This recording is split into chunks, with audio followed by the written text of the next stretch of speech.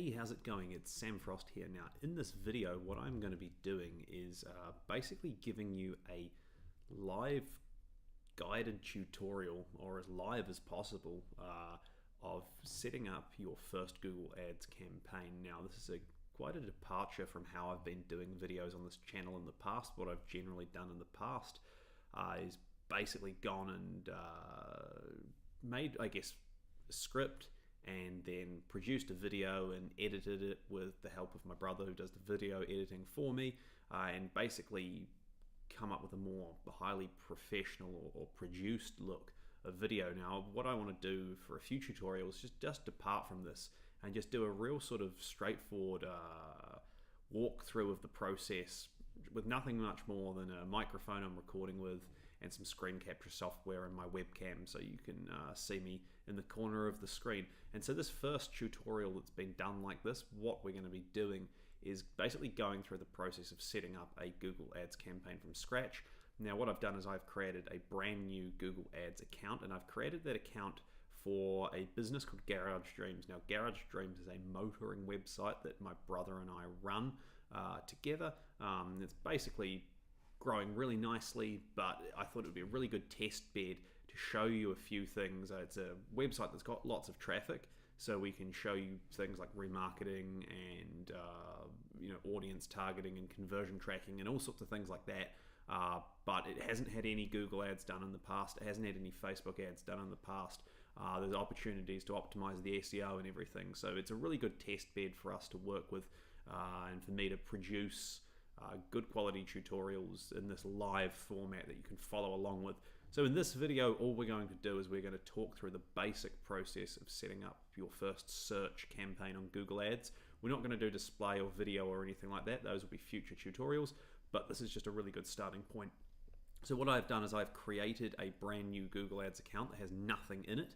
Now, if you've already got a Google Ads account and you've done some advertising in the past, there's no problems. You can still follow along and you can still optimize your new campaigns following this procedure. So don't worry too much if what you see in here is a little bit different. If you've got a fresh account, that's great as well.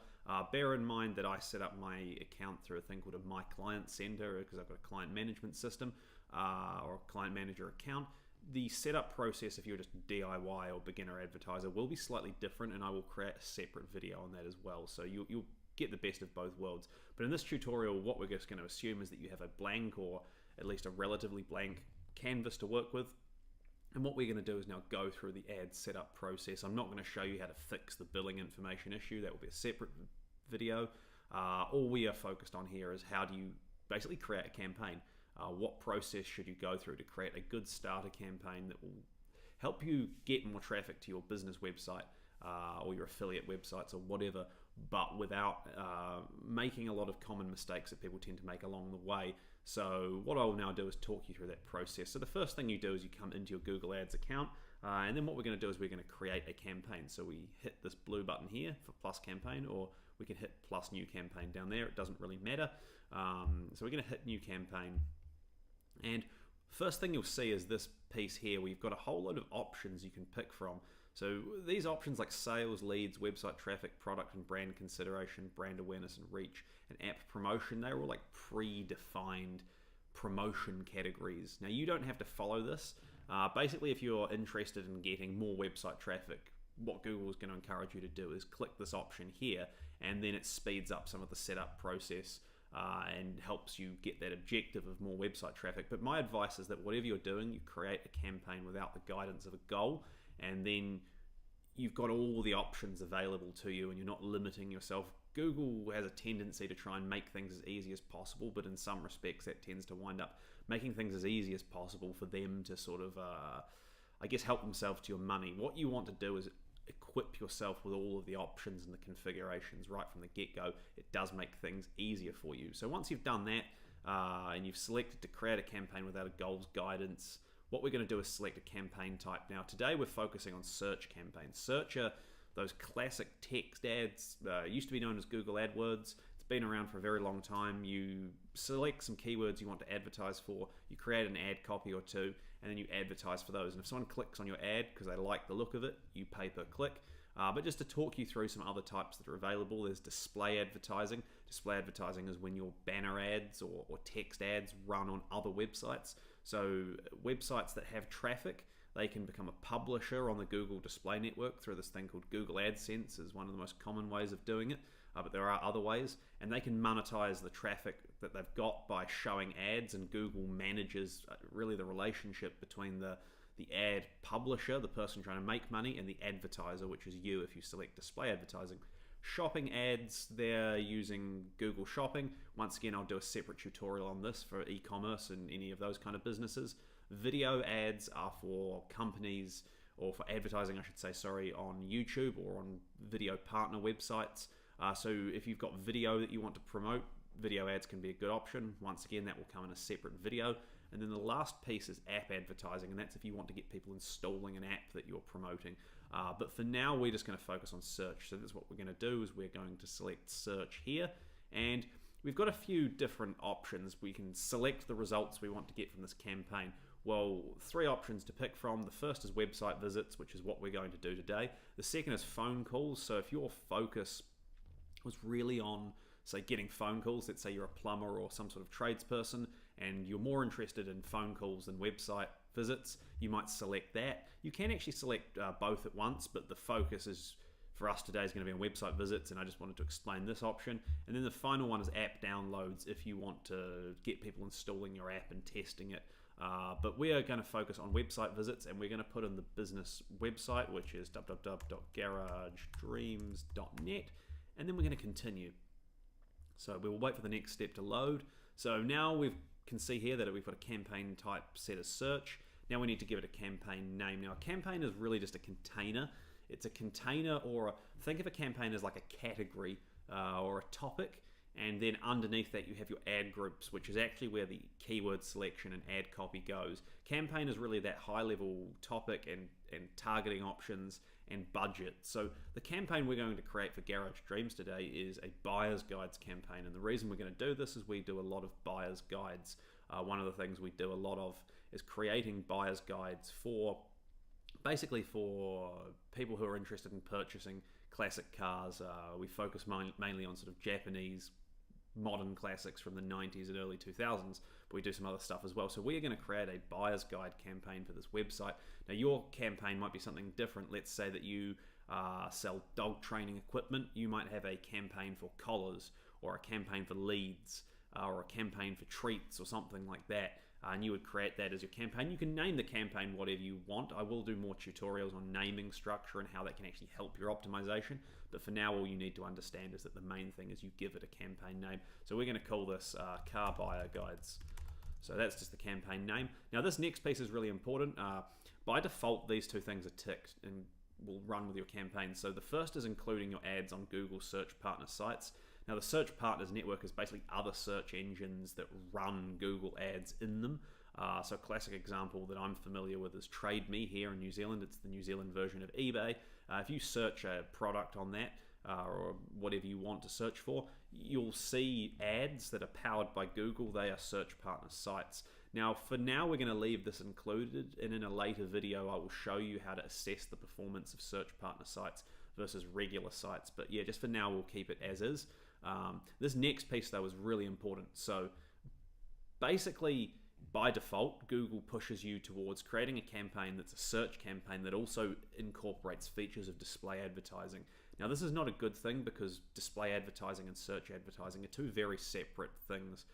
Basically search advertising is all about, I'm using keywords and I want to target people searching those keywords, and the problem with display advertising is it's more contextual based, and by leaving this as it's set as default, you wind up really trying to mix 2 very different things, 2 different objectives, 2 different ways of working in the same campaign. It becomes much harder to assess performance insights, and it actually tends to weaken your performance. So really important you untick this. Ignore this message here. This is Google trying to say, please leave this ticked so we can take more of your money. The truth is you want to keep this unticked.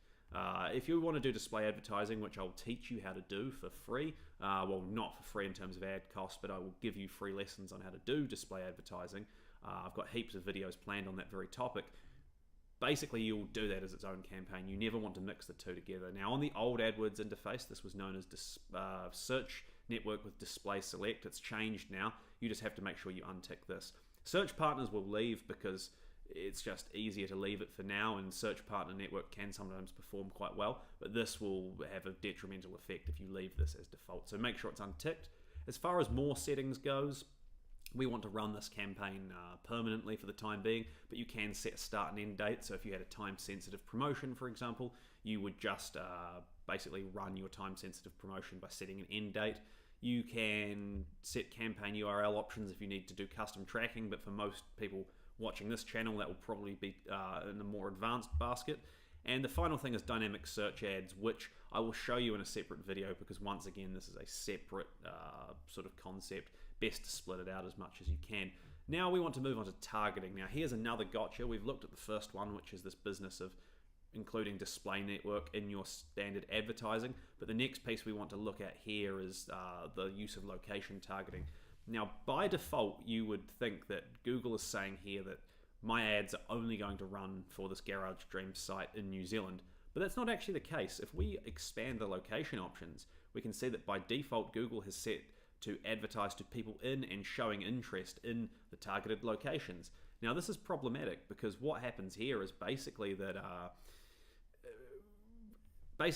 Google is saying, hey, look, if someone is showing interest in New Zealand or showing interest in what I've suggested I want to advertise for in the context of New Zealand, they might show my ads. Now, a good example of this is I did some work a couple of years ago now for a business that was a Canadian company, but they wound up getting a lot of searches. When I took over the account and optimized it, what was happening is they were spending 20-30% of their money a month on people in India and Pakistan who were searching for what this company offered as a service in Canada. So they were in India searching for such and such service Canada, and or Google had identified them as being interested in that Canadian service, and they were clicking on these ads. And the thing is, that Canadian company couldn't serve them. You had to be located in Canada at the time. So they were wasting money because this option had been set. So my recommendation is that you actually choose to target people in your targeted locations. This is much more precise. The last option here is going after people who are searching for your locations, but who aren't located in them. So where you might use this is like if you were running a tourism business. Let's say that you were running wine tours in California, and what you wanted to do was target people who are in other states or other countries who are interested in wine tours in California. You could basically set those locations you think your audience is in, and then your ads will only show for people searching for so you'd set your location as California, and then you're targeting people who are searching for wine tours in California but who aren't located in there. So hopefully that makes sense. That's a little bit of a harder one to get your head around. Basically, this is the default option, people showing interest in or people located in. If you are competent in or sort of skilled in using the geographic reporting in Google Ads and eliminating bad location targeting, you can stick with this because it expands your reach and you might find some good audience. But for most businesses, if you're located in New Zealand and you want to sell to people in New Zealand, this is the option to go after. If you're located in New Zealand and you can sell to people across the world, this might be relevant, but you do really need to keep your finger on the pulse of what's happening. So as far as locations go for Garage Dreams, we're actually going to target a few different countries because it's not just New Zealand that this is relevant for. So we're going to target United States as a country. We are going to target United Kingdom as a country. We are going to target Australia as a country. And we're going to target New Zealand as a country. And we are going to target Canada as a country. Now, you can also target at city level. So if I wanted to show my ads to someone in Auckland, New Zealand, you can see here that I can include Auckland as a region because it's a regional body in New Zealand, but also Auckland City. Now, there's even options for things like airports in here. So I could target people around the Auckland airport area. So this is, for example, if you were doing some sort of display advertising, you might really do nicely with targeting people who've just got off the plane in Auckland, and maybe you've got a cafe nearby or a restaurant or something. I'll do more videos and tutorials on this concept, but basically for now, we're going to keep the targeting as these countries. Now, what I also want to show you is that you can exclude countries or areas or regions. So let's look at Canada, for example. Now, Canada, as we know, most people speak English there, but there is Quebec. the province of Canada, where a lot of people obviously speak French. That's the language there. Now, Garage Streams is only in English, so what I'm going to be is be terribly presumptive, which I know you're not supposed to do these days, and basically say anyone in Quebec, we don't want to go after them because they probably speak French and not English. And I apologize if you're from Quebec and you're fluent in English and I'm excluding you from my targeting, but I just want to prove a point or demonstrate something. So here we've searched for Quebec, and now you can see we can actually exclude that. So now we're targeting Canada, but we're excluding the people in Quebec. There's also advanced searching, so you can do radius targeting. You can see on a map, so you can see here, look, here's Canada, and now you can see the part of Canada that's been excluded. You could actually select using a map. You can do a radius around a location. You can add locations in bulk. So for example, if you wanted to target certain zip codes in the United States, you can load in those zip codes in bulk, and you can save that targeting for future as well. But for now, we're just going to use the simple options. And when you create your campaign following this tutorial, what I'm going to suggest that you do is you basically do the simple version, and you pick a country, or you pick a city, or you pick a region, and you go after it. And you select this option here, and as far as exclusions go, once again, you actually get the same option here as you do for positive location targeting. So we just want to exclude people in Quebec. If they're showing interest in Quebec for whatever reason, but they aren't in there, and they're searching in English, that's cool. We're happy to show the ads to them. Now we move on to languages.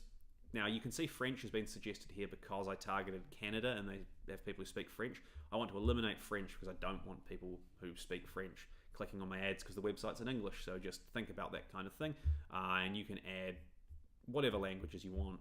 Now, as far as audiences go, we're going to leave this for now. In a later video, I will show you how you use this feature for things like search remarketing, which can be very, very powerful, but we're going to leave this for now.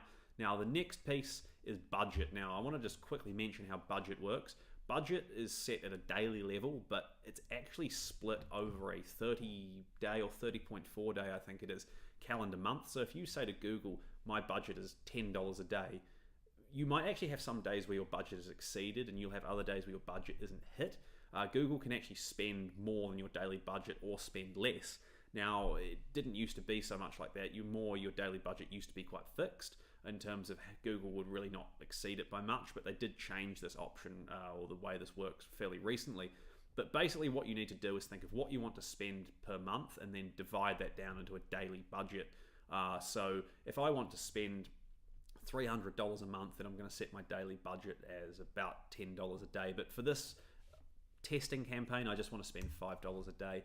So I'm not going to spend any more than about $155 a month. 30 point whatever it is times 5, and that's New Zealand dollars. Now you can also click here to learn more about how this budgeting system works, because I know it does confuse some people.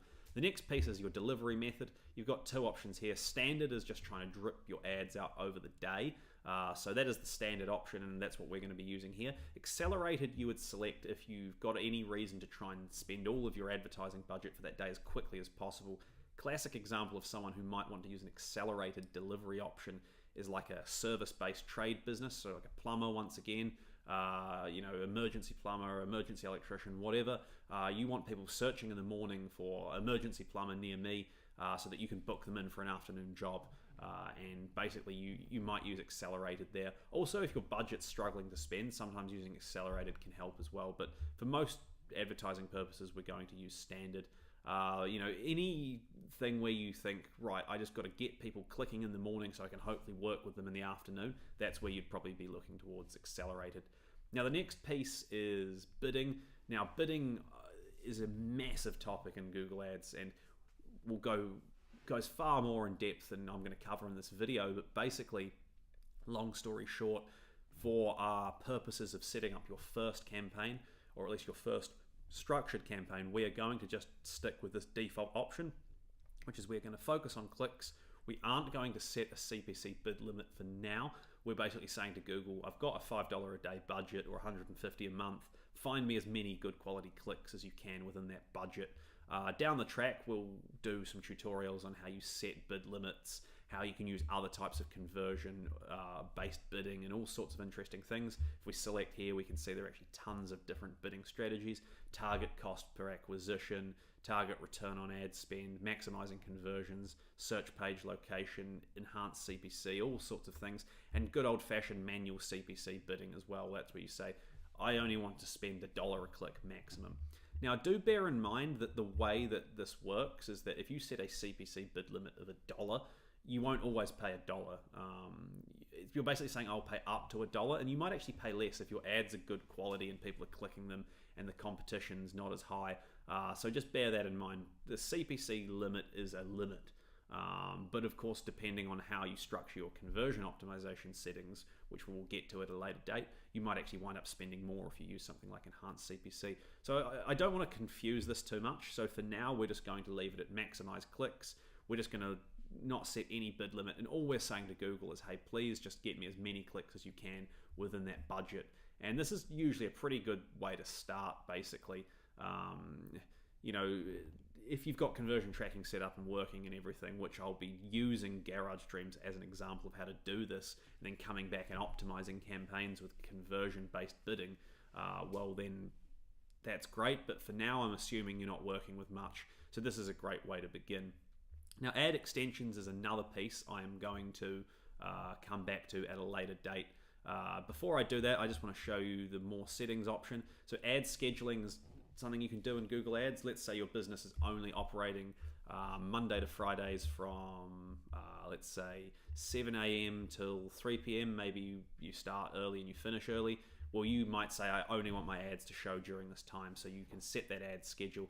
Now, we don't want an ad schedule for what we're doing here with Garage Dreams, but just bear this in mind that you do have the option to do ad scheduling if you need to do it. So yeah, it's just something really good to think about. You can set the ad schedule as whatever you want. Now, the other thing is that down the track, I will show you how you can adjust your bids based on ad scheduling. So, for example, I work with some businesses who have seen good success by running their ads 24/7, but during the times the office is open, boosting up their bids, basically putting more money into the system so that they're more likely to get their calls and their inquiries through Google Ads then. But that's more advanced. Let's ignore this for now. We're not going to set an ad schedule. And the final thing is ad rotation. Once again, at this stage, I would leave it as the default. We're just going to prefer the best performing ads. But if you're looking to split test ad copies, for example, and do your own optimizations, you could select to rotate ads evenly. You could select to not optimize ads if you just want to select multiple ads or put multiple ads in an ad group and let them run against each other indefinitely without optimizing. You might do this. And you can only optimize for conversions once you've got conversion tracking set up. Now, as I mentioned just quickly before, ad extensions, these are just things that you can do to add more stuff really to your ads that are more likely to get people to click. So a site link is a link to a page on your site. So you might, the classic example for businesses is linking to things like your contact page, your about us page, your specials page, whatever. Call out extensions are where you can add some brief text that calls out features or benefits of your business, why people should buy from you. Call extensions are adding a phone number to your ad. I'm going to do separate videos on setting up call extensions, both in the setup process of your campaign and after you have set up your campaign, because I do tend to find that a lot of people actually forget that this is an option and then or don't know how to work with it and then forget to set them up after the fact. So stay tuned for that. For now, we're not going to set any ad extensions. I just want to keep this as simple as possible. So once we've done this first piece here, we save and continue and we move through the process. Now we get to the ad group part of things. Now the ad group is really where the magic happens in some respects. The ad group is like the nucleus in some respects of the advertising. So our campaign for this particular business for Garage Dreams is buyer's guides. Now the ad groups are going to be buyer's guides for specific cars. So the general theme is car buyer's guides, and then the ad groups, the subcategories, are specific cars. So the first ad group we are going to create for this campaign is a Toyota Supra buyer's guide ad group. We've got a really detailed buying guide on purchasing a Toyota Supra, so that is going to be our first ad group. Now, if you're doing dog training equipment and your campaign is dog leads or leashes, I think you might call them in America, your ad group could be something like extendable dog leads or extendable dog leashes. So think about category and then subcategory, and I will do some more training on the more theoretical concepts of how you plan this stuff out and construct it. But for now, we're going to do Toyota Supra Buyer Guide as the ad group name. You can call the ad group whatever you want. Now, this is where you specify your keywords. So what I really want to clarify here, and probably the most important part of this video, is that keywords are not exactly what you might think they are when it comes to advertising. What tends to catch beginners out is they think that if they type in a keyword like Toyota Supra buyer's guide and then save and continue and basically go through the process, that what's going to happen is your ad's only going to show or be eligible to show if someone searches this. That's not the case. If you use an exact match keyword, it would be the case. And basically with Google Ads, there is this thing called match types. There are 4 of them. There's broad match modified, phrase match, and exact match. And once again, the nuances of this is something for a different video. But to get your head around the key concepts, if you add your keywords, so Supra buying guide, how to buy a Toyota Supra, etc., etc. If we were to add these with no punctuation as they are there, what we've done is we've created broad match keywords.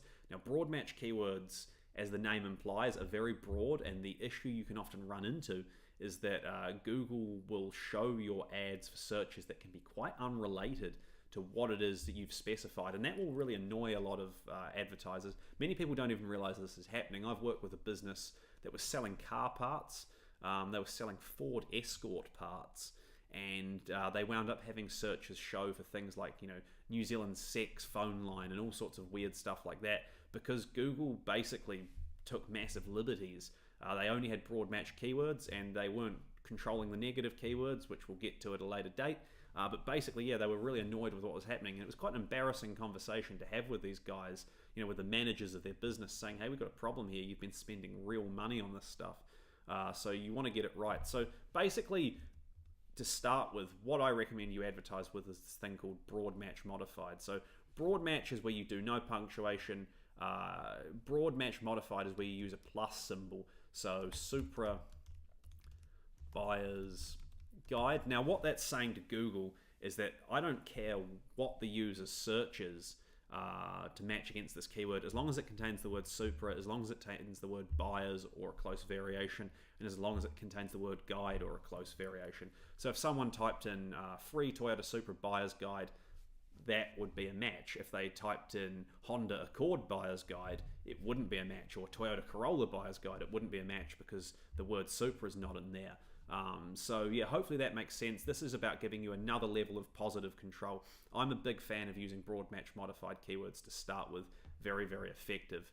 The other options you've got is phrase match. So Supra buyer's guide. What that means is that basically, as long as that phrase is in your user's search or in the user's search unbroken with anything before or after it, that would be eligible. So if someone typed in Toyota Supra buyer's guide for free, that would meet. But if they typed in buyer's guide for a Toyota Supra, that's not a phrase match. That phrase is broken, so your ad wouldn't show. And the final option you've got is exact match, which gives you the most control. So if we type in Supra buyer guide, someone's got to be on Google in one of our target locations typing in Supra buyer's guide, or Supra buyer guide, I should say, or a very close variation of that. And if they type in anything else, that's not a match. Now, the problem with using exact match is, although it gives you the most control, you've got to basically think of all the possible variations.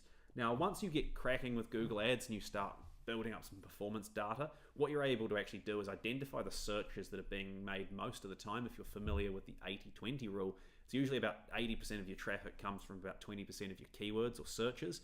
You can then create exact match keywords for those, do things like put them in their own ad groups and really focus in on them. But that's more advanced. For now, what we just want to make sure we're doing is getting good quality traffic without chopping ourselves off at the knees and making it too difficult and having to think of every conceivable keyword. So that's why we're going to use broad match modified. Gives us the most control. It reduces the risk of our ads showing for things that are irrelevant.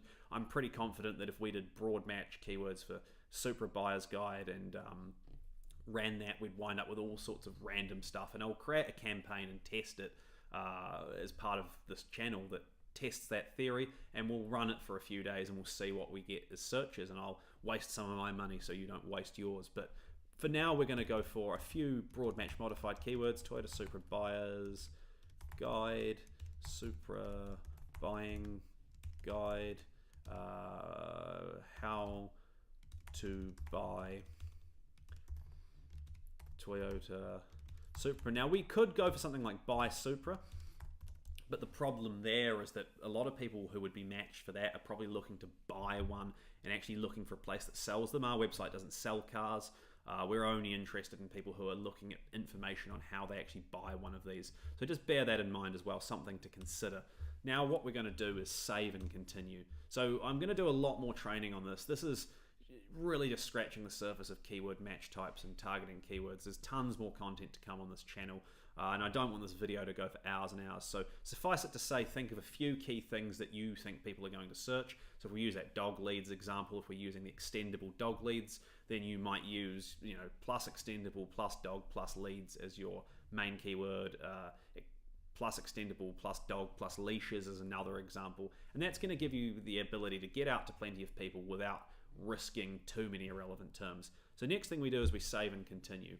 And now we get on to step 3, which is where we create the ad copy. Now at this point, what you need is a URL. You need a place to send people. Now it's really important here that you send people to the right place on your website. So what we're going to do is I'm going to grab the URL of the buyer's guide, which I've got here. I've got it open in another tab, and we're going to paste that in.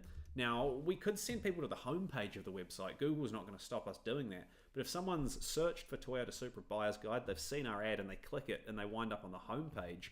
And if we go and look at the homepage of the site, just really quickly, load it up, look, it's not mentioning Toyota Supra here at all. They're just going to click away because they're going to think they've clicked on the wrong thing. So make sure your landing page matches the expectations you've set with the advertising. So once again, to use the dog leads example, if you've got a shop section on your website about extendable dog leads, you need to send people to that.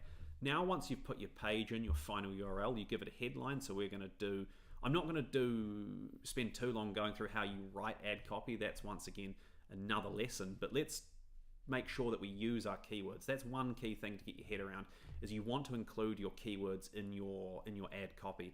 So people are going to be searching things like, we're going to do free Toyota Supra Buyer's Guide. So we can see we've just hit 30 out of 30 characters. We want to, as close as possible, maximize character count. That's that first headline line. We're going to do avoid buying a lemon Supra. So a bit of an interesting twist on words there, and something that's a bit of a pain point. People don't want to buy a rubbish car, or they don't want to buy a lemon, is the term people use. So we're going to put that as one of our headlines. Learn how to buy a Supra. So that would be too long if we put learn how to buy a Toyota Supra. But that's a good example of using headlines. You can preview how it looks on desktop and mobile as well. Now the URL path, it's always worth specifying one of these as well. So we're going to do Toyota Supra Buyer's Guide. Now once again, someone would look at that and go, okay, I've looked for a Toyota Supra Buyer's Guide on Google, and I can see this web page is really all about that. Look, it's got a headline that speaks to that. It's got this little piece here, the display path that speaks to it. And same thing goes when we get to the description. Learn how to buy a Toyota Supra with our free Toyota Supra Buyer's Guide.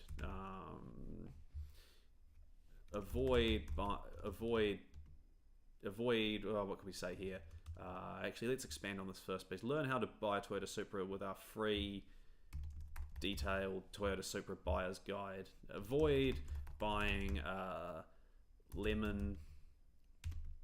Get the right Toyota Supra, or get the best Toyota Supra for your money.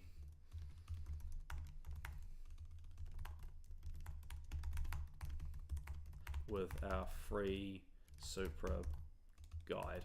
So there you go. That's used up pretty much both description, sentence lengths, 90 characters a piece, and it's pretty clear from this what you're going to get. You're going to get a free Toyota Supra Buyer's Guide. The headline matches, the display path matches, the description matches, the landing page matches, and the keywords match. So we're done there, and we're going to save and continue. Now we can always create more ad copies in the future, but for now I just want to end this video with saying that what you do is you review your key settings here, so we can see it all here. Look, we're starting the campaign today on April the 8th. We're targeting these countries with Quebec's an exclusion. We're going after English. We've got a campaign budget of $5 a day, New Zealand dollars. We've got no campaign goal set at the moment because we don't have conversions, but our bid strategy is maximizing clicks. Here's a preview of our ad copy. Here's the ad group name, and here are the keyword examples. And all we do is we continue to the campaign. And that will go into a review process. What I need to do is add a billing info to this account, which I'll do. I won't do it as part of this video, so you don't see my credit card number. But basically, that is the very simple process, the 101 of setting up a good search ads campaign. The key thing to get your head around is that Google rewards advertisers who give the searcher what they want. So if we just made a general, very generic ad group that was called Car Buying Guides, and we'd done Supra Buyer's Guide and MX-5 Buyer's Guide and Ford Escort RS Buyer's Guide and all sorts of things, all in one ad group, and then linked to just a generic, homepage on the site, it's nowhere near as precise. It's much harder for Google to say, these guys are really giving our searchers what they want. Google wants to make a good experience for the people who search on their network. So that's why you want everything to be as precise as possible. That's really the key principle. So here, someone goes on Google in our target countries, they'll search for Toyota Supra Buyer's Guide, and we are giving them exactly that. We're not giving them anything else. In this ad group, we're giving them exactly what they want. The keywords align, the ad copy aligns, and the landing page aligns, and that's how you create a good experience. So if you found this helpful, please like the video, please subscribe for more. I've got tons of content planned. My goal is to build this into the biggest, most detailed channel on YouTube for providing free digital marketing training for anyone who's wanting to learn to run for their own business. Maybe you're in the marketing team in a job and you want to expand into digital. Maybe you want to get a career in digital marketing. Maybe you're doing affiliate marketing or something like that. Whatever you're doing with digital marketing, and promoting businesses online, I want to help you. So if you subscribe, that helps really propel me forward in terms of delivering that content.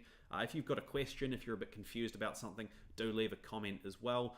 Any comment that you leave, I will do my best to reply with as much detail as possible. So thank you so much for watching, and I'll see you on the next video.